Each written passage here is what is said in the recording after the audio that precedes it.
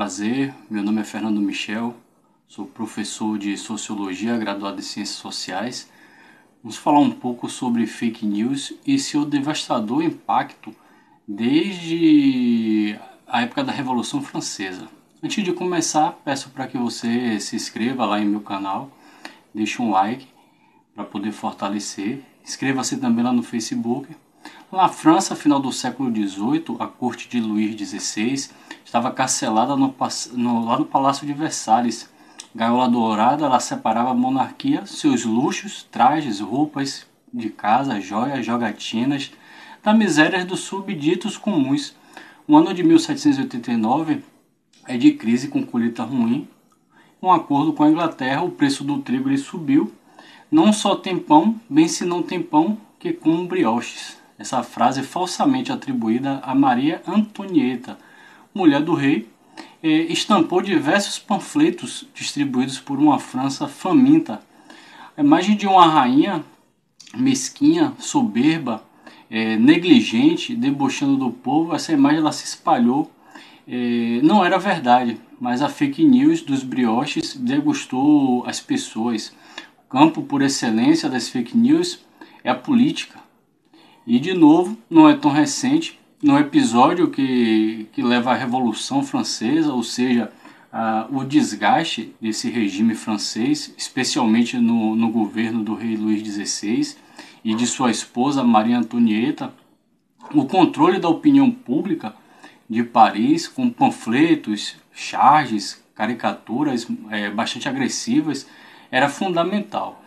Atribui-se a Antonieta uma frase que ela jamais disse. Durante a grande fome que antecedeu a Revolução, durante aquele inverno rigoroso em que o acordo comercial com a Inglaterra tinha piorado, a rainha ela foi informada de que não havia pão disponível para todo o povo. O que ela teria dito? Por que não come brioche? Essa frase demonstraria até mesmo uma ignorância total, uma insensibilidade e um desconhecimento absoluto. Porém, Antonieta ela nunca disse essa frase, Antonieta ela jamais afirmou isso. Os registros mostram Antonieta como uma mãe bastante zelosa, muito sensibilizada com a situação francesa, alguém que tenha recebido uma oferta de uma joia extraordinária, disse que a França ela precisava mais do que navios, alguém que fazia seus filhos serem criados junto a pessoas simples para que eles não crescessem, né, naquele ambiente, um ambiente isolado da corte. A Antonieta Real ela não é tão alienada, não é tão insensível, não é esse modelo de aristocrata totalmente alheio ao mundo. É claro, como ela vai dizer no tribunal, eu pedia 100 mil francos e davam para ela 200 mil. Então era difícil saber que existia uma crise naquele momento.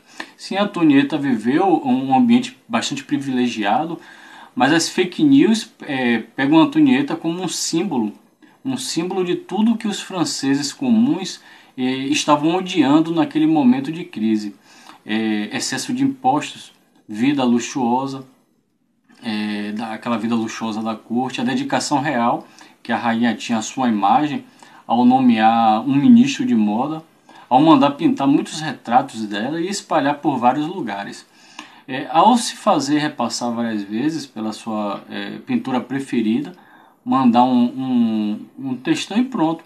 Mas tudo isso é porque Antonieta, antes de ir ao julgamento, durante a abdução, antes de ser executada lá no dia 16 de outubro de 1793, tal como tinha acontecido com seu marido em janeiro daquele mesmo ano, ela já estava condenada. Porque as fake news já tinham percorrido falando que ela era lésbica, que ela tinha seduzido o filho, que ela tinha dito sobre os brioches, que ela tinha caso com um sueco famoso pela beleza, que ela gastava horrores, enquanto a França naquele momento passava por fome, a sua população.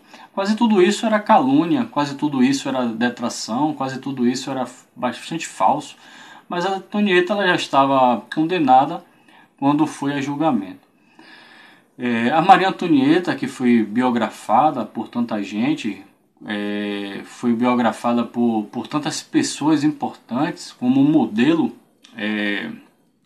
de fake news, porque ela tinha o que nós chamávamos, o que existia, ela tinha aquele tipo físico, ela tinha um jeito perfeito para poder enquadrar como uma pessoa alienada. Só que esse tipo de fake news acabou custando a vida de Antonieta e parte do desgaste da monarquia francesa, que levaria à Revolução de 1769 e mais à execução do rei e da rainha em 1793. Tudo isso é para mostrar que o campo da política é um campo muito delicado, porque é um campo onde estou discutindo quem manda, quem tem dinheiro, quem libera o dinheiro, logo é um campo onde a verdade acaba falecendo.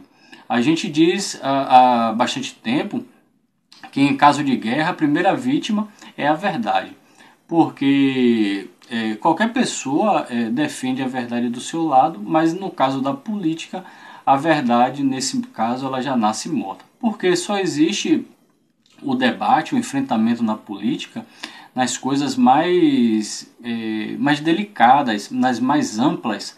A política é um campo muito complexo para a questão do que é verdadeiro, aquela questão do que corresponde aos dados, do que responde ao que as pessoas de fato viveram. As fotos podem ser manipuladas, as frases também elas podem ser falsamente atribuídas. Vídeos hoje podem ser construídos colocando uma mensagem diferente na boca da pessoa que naquele momento falou. E tal como Antonieta, muitas vezes as decisões e a fama da pessoa antecede ao próprio julgamento. Seja ele o julgamento da lei, seja o julgamento da opinião pública. Isso é muito complicado em se tratando de política. A rainha Antonieta apenas foi um caso de uma austríaca que foi ridicularizada, foi atacada desde que chegou. Ao invés de dizer que era austríaca, se disse que ela era uma cadela austríaca. A cadela austríaca. A todo instante, a todo momento, a Antonieta ela foi alvo disso e isso cavou sua própria sepultura. Antonieta foi sempre vítima dessa questão. Por fim, no túmulo em que repousaram seus prováveis restos mortais, na abadia de Saint-Denis, perto de Paris, tem uma estátua dela junto ao marido, Luís XVI, Antonieta, que foi famosa por ter pouco gosto, por ter um seio pequeno. No túmulo lá, a imagem descrevendo-a, desenvolvido talvez beneficamente no último Photoshop, na última fake news para ela, que ela sofreu, fazendo dela uma pessoa mais atrativa, com um busto bastante cheio, desejável para o padrão da época. Essas imagens positivas e negativas, inversões, as fake news em políticas, elas existem na verdade para poder atacar, destruir reputações, acabar com projetos de poder, impedir que alguém também exerça o poder ou que alguém tenha de fato algum prestígio. Este é o mundo que acompanha a política desde o início, Roma, na França do século XVIII ou até mesmo hoje. Este mundo temos que ter muito cuidado específico ao debater fatos políticos para não entrar em pré-julgamento, preconceitos, falsidades em sua fake news. Muito cuidado no campo da política. Agradeço, muito obrigado por ter assistido. Até o final e até a próxima.